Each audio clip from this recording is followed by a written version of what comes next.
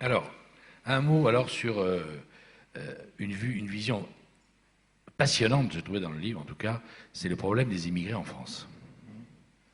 Et là, votre regard est vraiment, puisque vous êtes exilé en France, même si vous y êtes bien, ça ne change rien au fait que vous n'êtes pas venu ici comme ça, en choisissant une destination, mais que voilà, vous avez été poussé dehors et qu'ensuite vous avez choisi cette destination ici. Et donc, vous dites du problème des immigrés la chose suivante, c'est là que va se jouer le salut ou l'échec de notre civilisation. Notre civilisation, c'est la civilisation occidentale. Et vous écrivez, ou on les reconquiert, citant les immigrés, ou bien ils deviendront notre problème le plus grave dans les années qui viennent. Pouvez-vous nous dire de quelle manière vous voyez cette affaire? Oui. J'ai parlé tout à l'heure de ces visions différentes du monde qui existaient, notamment en Occident et dans le monde arabe. Et je pense que cet affrontement, quand on le regarde de près, on trouve au milieu une petite masse de personnes qui sont les immigrés, qui, eux sont entre ces deux mondes. Et à mon avis, c'est là que les choses se jouent. Ces personnes, soit on en fait des traits d'union entre ces mondes, soit on en fait au contraire une zone frontalière de confrontation. Comment transformer les immigrés en traits d'union? Je n'ai pas les solutions ultimes, mais je trace quelques lignes de réflexion. La première, c'est que l'immigré doit pouvoir être pleinement intégré dans sa société d'accueil sans avoir à abandonner sa société d'origine. Sans avoir à abandonner sa société d'origine. Et pour moi, la question centrale qui est trop souvent négligée, c'est la question de la langue. Je pense qu'une personne qui émigre dans un pays doit apprendre la langue du pays complètement, avec tout ce qui va avec, c'est-à-dire la civilisation du pays, l'histoire du pays, et s'intégrer complètement dans la culture du pays d'accueil, mais ne pas sentir que pour cela, il doit abandonner sa culture d'origine, la langue de sa société d'origine, parce que quand on abandonne sa culture d'origine, on éprouve un sentiment de culpabilité vis-à-vis de soi-même. Vis-à-vis de soi-même, vis-à-vis de ses proches, qui fait qu'on ne peut plus s'ouvrir avec sérénité et on n'est plus véritablement un trait d'union. Je pense que les gens doivent, et pour moi c'est un mot clé dans tout ce que j'écris, c'est la sérénité. Les gens doivent pouvoir vivre sereinement leurs appartenances. Nous sommes encore dans un monde où les gens n'arrivent pas à vivre pleinement leurs appartenances multiples. Il faut qu'ils puissent les vivre sereinement. Il faut que chacun d'entre nous encourage les autres et soi-même à vivre sereinement cette complexité de sa personnalité et de son identité. Je pense qu'il est essentiel que les immigrés gardent ce que j'appelle leur dignité culturelle. Pour moi, c'est une question fondamentale. Qu'est-ce que c'est la dignité culturelle? C'est qu'une personne puisse vivre dans une société sans avoir à cacher sa couleur, sa langue, ses croyances, qu'elle n'ait pas le sentiment que sa culture d'origine est ignorée ou méprisée, insignifiante dans sa société d'accueil. Et je pense que là, c'est des sociétés d'accueil, parce qu'elles peuvent prendre des décisions. On parle des immigrés. Les immigrés, c'est un mot, mais il y a des centaines, des millions de personnes qui ne constituent pas une entité. Chacun est un individu. Donc, il y a des autorités qui doivent prendre des décisions.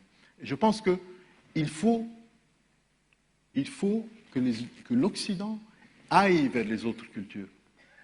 Et ça, c'est une chose... Moi, je donne beaucoup d'importance aux langues. C'est un peu mon credo. Je donne beaucoup plus d'importance aux langues parce que je pense que les identités doivent se baser sur les langues, parce que les langues, on peut en avoir plusieurs, et que la langue est à la fois un facteur d'identité et un facteur de communication et de rassemblement, alors que lorsqu'une identité est basée essentiellement sur la religion, elle est exclusive.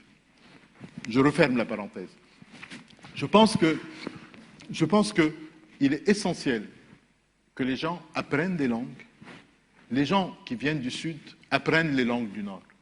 Les gens du Nord n'apprennent jamais les langues du Sud. Ils ont toujours le sentiment qu'ils n'en ont pas besoin. Et ce n'est pas vrai. Ce n'est pas vrai que l'Occident n'a pas besoin des langues du Sud. Ce n'est pas vrai que l'Amérique peut jouer son rôle de superpuissance en ignorant les langues des autres, en parlant l'anglais. On ne gouverne pas l'Irak en anglais. S'il pouvait parler les langues du pays, il n'aurait pas fait autant d'erreurs dans ce pays. Je pense qu'on a besoin d'étudier les langues. On a besoin d'étudier les langues du monde. On a besoin d'aller vers les autres. Si on vient dans un pays et que sa propre langue est ignorée dans ce pays, on a un sentiment de marginalisation culturelle. Il faut étudier les langues des autres. Ça ne veut pas dire que chacun d'entre nous va étudier 10 langues, mais je pense qu'il faut encourager les gens à connaître des langues, à aller vers les autres cultures. On arrive d'un pays, on a une culture, on a des poètes qu'on aime, et on arrive dans une société où tous les poètes qu'on aime sont totalement ignorés. Ils n'existent pas. Et on se sent profondément exilé et profondément humilié. Je pense qu'on a besoin de connaître les cultures des autres. On a besoin de faire en sorte que lorsqu'une personne vient dans une autre société, elle sente que sa culture d'origine n'est pas ignorée, n'est pas méprisée, qu'elle existe, qu'il y a des gens qui parlent leur langue, qu'il y a des gens qui connaissent leur histoire, leur culture. C'est important de s'ouvrir aux cultures des autres. Et pour moi, c'est un facteur essentiel, c'est au centre de mon livre. Le monde doit être rebâti sur la culture. On doit reconstituer le monde. On ne peut pas continuer à vivre ensemble en se connaissant d'une manière superficielle, avec quelques idées reçues, avec quelques préjugés, parce que ça, c'est la recette pour se détester et pour se combattre. On a besoin de connaître les autres. On a besoin de connaître les autres à travers leur culture, à travers leur littérature, parce que les peuples se révèlent à travers leur littérature. Il faut connaître les autres peuples. Il faut savoir vraiment comment les gens, ce qu'a été leur histoire, ce qu'est leur culture. C'est comme ça qu'on peut créer véritablement des liens forts et qui permettent que l'on vive ensemble et qui permettent, pour revenir à la question des immigrés, qui permettent aux gens de se sentir à l'aise dans la société où ils se sont installés et qui leur permettent d'aller vers leur société d'origine et de dire à la société d'origine ce que l'Europe, par exemple, aimerait qu'elle leur dise. C'est-à-dire ne pas transmettre à leur société d'origine le sentiment d'une Europe qui pratique la discrimination, ou l'humiliation, ou l'ignorance. Qu'ils soient des ambassadeurs de l'Europe. Qu'ils soient véritablement des ambassadeurs et qu'ils sentent véritablement qu'ils peuvent aller la tête haute et dire voilà ce que fait le pays, mon pays d'accueil. Je pense qu'on a besoin que ces questions soient poussées beaucoup plus loin. Je pense qu'on les traite avec beaucoup de légèreté, on gère ces dossiers au hasard, cas par cas. Au cas par cas, à l'approche des élections, et de manière un peu superficielle et parfois d'une manière destructrice. Je pense qu'on a besoin véritablement d'une approche beaucoup plus subtile et